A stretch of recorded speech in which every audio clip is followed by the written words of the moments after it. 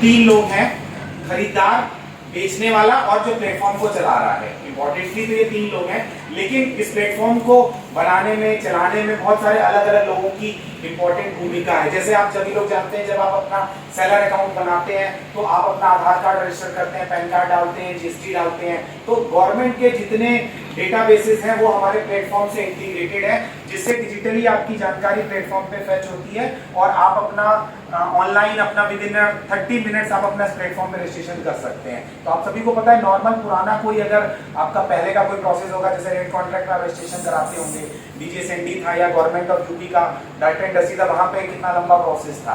यहाँ पे आप सभी को पता है विद इन 30 मिनट्स अगर आपके पास आधार नंबर, मोबाइल नंबर और अपनी क्या नाम है, एक ईमेल आईडी, जीएसटी नंबर, ये सारी इंफॉर्मेशन है, तो विद इन 30 मिनट्स आप जेम पे अपना एक सेलर अकाउंट इमीडिएटली क्रिएट कर सकते हैं। के बाद उसमें पार्टिसिपेशन कर सकते हैं।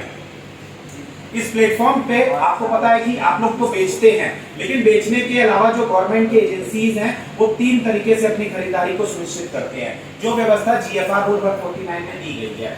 अगर किसी डिपार्टमेंट को कोई 25,000 रुपए तक का डायरेक्ट परचेज करना है, सीधा क्रय, तो वो पोर्टल पे जाएगा, प्रोडक्ट को सर्च करेगा और 25,000 तक उसको इमीडिएटली डायरेक्ट प्रोक्योरमेंट की व्यवस्था दी गई है। डायरेक्ट प्रोक्योरमेंट में हमने डिपार्टमेंट को ये सुविधा भी दी है कि वो लोकल सेलर को भी फैसिलिटेट करेंगे। बहुत सारी ऐसी चीजें होती हैं कि जहाँ पे छोटा छोटा प्रोक्योरमेंट है, उसके लिए लोकल सेलर होना आवश्यक। 1,000 रुपए का कुछ आपको खरीदना है, अगर आप ऑर्डर प्लेस करें, वो आपके डिस्ट्रिक्ट से बाहर चला जाए, तो उसमें कॉस्टिंग भी, जो ट्रांसपोर्टेशन है वो भी इंक्लूड हो जाएगा, तो वो कॉस्टिंग इंक्रीज करेगी। तो बेहतर है कि हम लोगों ने छोटी परचेजेज जो 25,000 की है उसमें लोकल सेलर का भी डिपार्टमेंट को फिल्टर दे रखा है। अगर आप लखनऊ बेस्ड हैं और कोई डिपार्टमेंट लखनऊ फिल्टर डालता है, तो उसको लखनऊ के जो सेलर वो सामान प्लेटफॉर्म पे डाले हुए हैं उनकी इंफॉर्मेशन दिखती है और वो उनको ऑर्डर प्लेस कर सकते हैं। परचेज भी एक तरीके का सीधा क्रय डायरेक्ट परचेज है, बट अंतर क्या है कि डायरेक्ट परचेज में आपको कोई भी प्रोडक्ट को डायरेक्ट कार्ट में डाल के ऑर्डर प्लेस करने की फैसिलिटी मिलती है, लेकिन L1 परचेज में आपको जो डिपार्टमेंट है उनको कंपैरिजन करना पड़ता है कि वो तीन डिफरेंट प्रोडक्ट्स का कंपैरिजन करेंगे और कंपैरिजन करने के बाद जो उनको लोएस्ट प्रोडक्ट प्लेटफॉर्म पे मिलेगा उसको वो कंपैरिजन के माध्यम से डायरेक्ट ऑर्डर प्लेस करेंगे। इसके अलावा प्लेटफॉर्म पे बिडिंग की प्रक्रिया है जो 5 लाख रुपए के ऊपर मैंडेटरी रखी गई है और 5 लाख रुपए के नीचे ऑप्शनल है।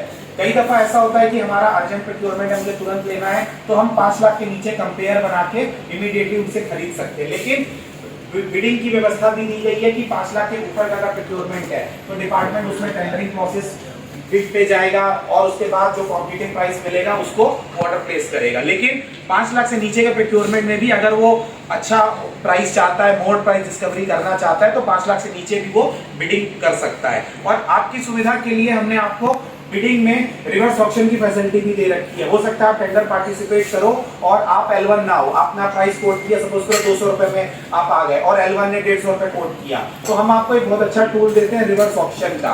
अगर आप L1 से नीचे कोट करना चाहते हो, टेक्निकली अगर आप क्वालिफाई हो जाते हैं, तो प्लेटफॉर्म आपको वो फैसिलिटी भी देता है कि अच्छा ठीक है, L1 150 आया, आप 150 से नीचे अगर कोट करना चाह रहे हो तो एटलीस्ट टेंडर अभी आपके हाथ से गया नहीं है, लेकिन आपको अपना प्रॉफिट मार्जिन को कम करना पड़ेगा। वो आपको सोच रहा है कि अच्छा मैं इसमें कितना अपना प्रॉफिट मार्जिन रखूं ताकि आपको टेंडर मिलने की संभावना रहेगी। नॉर्मल आपके पास आप देखते होंगे जब आप ई टेंडर वगैरह पे करते होंगे C-ट्रिपल की, तो वहां पे ऐसी फैसिलिटी आपको नहीं मिलती है। 6,000 हुआ है तो लगभग कितना जंप हुआ, अगर आप आंकड़े देखें स्टेट्स के, तो पूरे स्टेट्स का बिजनेस लगभग पिछले वित्त वर्ष में 31,000 CR का आया था, जिसमें अकेले यूपी से 11,200 CR का बिजनेस जेम से आया है। तो अगर स्टेट का बिजनेस आप देखोगे तो आपको बहुत बड़ा ह्यूज बिजनेस आपको स्टेट यूपी में अवेलेबल है। तो इस साल भी हम लोग यूपी के लिए भी प्रयास कर रहे हैं कि लगभग 15,000 करोड़ का हम टारगेट लेके चल रहे हैं कि यूपी से कम 15,000 करोड़ की प्रोक्योरमेंट जेम से की जा सके। बाकी मिनिस्ट्रीज, CPSEs भी हमारा बड़ा प्रोक्योरमेंट करती है क्योंकि उनका बहुत बड़ा वॉल्यूम है प्रोक्योरमेंट का, अकॉर्डिंगली उनका भी काफी ह्यूज प्रोक्योरमेंट जेम पे होता है। ये ईयर वाइज ईयर ग्रोथ है, आप देख ही रहे कि ऑलरेडी जब से जेम शुरू हुआ है तो हर साल बायर का रजिस्ट्रेशन का आंकड़ा, सेलर का रजिस्ट्रेशन का आंकड़ा, खरीदारी का आंकड़ा, प्रोडक्ट की कैटेगरीज, सर्विस की कैटेगरीज, ये भी रेगुलरली बढ़ती जा रही है। क्योंकि अब बहुत सारी ऐसी चीजें होती हैं जो प्लेटफॉर्म पे तो हैं, लेकिन डिपार्टमेंट की रिक्वायरमेंट के अकॉर्डिंग हमारे पास रिक्वायरमेंट आती है, तो हम उस तरीके की कैटेगरीज को मोर और मोर डेवलप करते हैं। इंपॉर्टेंट है MSCs और इनके लिए भी प्रोक्योरमेंट जेम पे आपको बेनिफिट मिलता है। आप सभी को पता है कि नॉर्मल जैसे आप प्रोक्योरमेंट कोई भी डिपार्टमेंट कर रहा है, L1 आ गया तो उसको ऑर्डर प्लेस किया, लेकिन भारत सरकार की जो MSME मंत्रालय है उसकी भी गाइडलाइन नियमावली है कि आप 25% खरीदारी माइक्रो स्मॉल यूनिट से भी करेंगे। तो वो भी हमने प्लेटफॉर्म पे फीचर दे रखा है कि अगर L1 सेलर नॉन MSME है और L2 सेलर MSME है और उसने L1 के 15% के अंदर प्राइस डाला है, तो सिस्टम उसको बोलेगा कि L1 का प्राइस आप मैच करो, तो ऑर्डर उसको स्प्लिट किया जाता है। तो वो भी जो भारत सरकार की MSME पॉलिसी है वो भी पोर्टल पे इंप्लीमेंटेड है। Along with